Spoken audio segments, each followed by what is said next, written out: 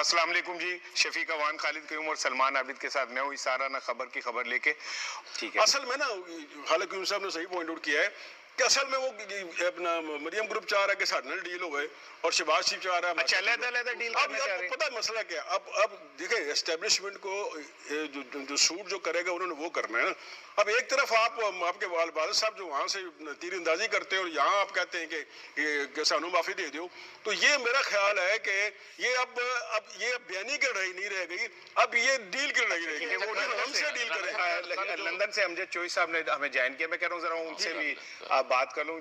अमजद साहब अस्सलाम वालेकुम। अमजद साहब एक पाकिस्तान के साफ़ी थे, जैसे बाकी लोग गए वो भी वहाँ गए, खालिद साहब के शागिर्द थे और जो कुछ भी वो कहेंगे खालिद साहब जिम्मेदार हैं क्योंकि वो इनके शागिर्द थे। अमजद साहब अस्सलाम वालेकुम। ये भाई ये जो सलमान शहबाज केस है, इसमें एक डिबेट चल रही है पाकिस्तान में कि हक़ाइक़ से हट के रिपोर्टिंग की गई। ये आप वहाँ पे लंदन में मौजूद हैं, पाकिस्तानी सहाफ़ियों के अंदर मौजूद हैं, ज़रा हमें बताएं कि ये रिपोर्टिंग सही हुई या गलत हुई और क्यों हुई?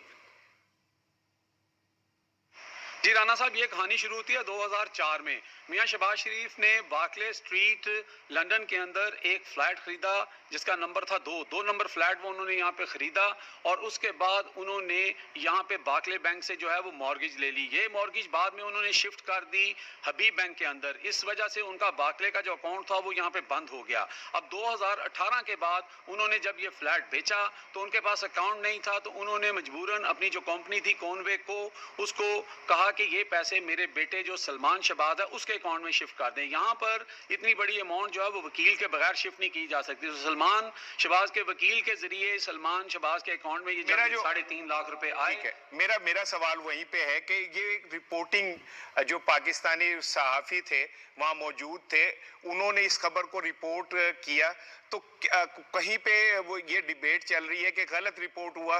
तो मैं चाह रहा हूँ कि आप चूंकि उनमें मौजूद हैं, जरा हमें उस पर रोशनी डालिए।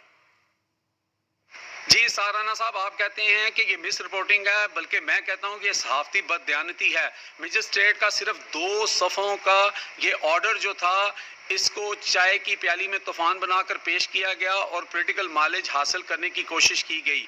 और इसमें जो मदद की गई है वो यहाँ के सो कॉल्ड जो जर्नलिस्ट हैं यहाँ यूके के अंदर, उन्होंने, सब तो नहीं है लेकिन 3-4 को छोड़ के बाकी जो लोग हैं वो हमेशा मियाँ साहब और शरीफ फैमिली के दरबारियों की तरह काम करते हैं। और इसमें ख़ास तौर पर मुर्तज़ा अली शाह जो जियो के हैं और दुनिया न्यूज़ के जो अज़हर जावेद हैं, उन लोगों ने हमेशा जो है वो ऐसे ही सवाल सामने किए हैं जो प्लांटेड सवाल होते हैं, उनके जवाब लेकर सोशल मीडिया और मेन स्ट्रीम मीडिया के ऊपर जो है वो डिसइंफॉर्मेशन फैलाई है। इसमें भी सब कुछ यही हुआ है। ठीक, बिल्कुल ठीक है।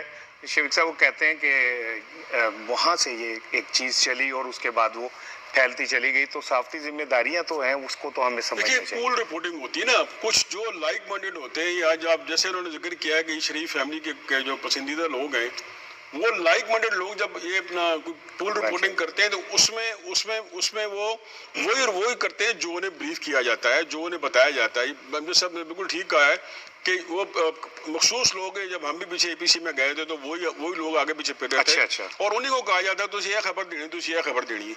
जब आप पूल रिपोर्टिंग करें, हक़ाइक़ से हटकर रिपोर्टिंग करेंगे तो उसमें तो हम भी चीखते रहे हैं, वो इवन के BBC चीखता रहा है कि इसमें शहबाज शरीफ का बतौर शहबाज शरीफ इसका नाम नहीं है, लेकिन 1.5 घंटे की प्रेस कॉन्फ्रेंस कर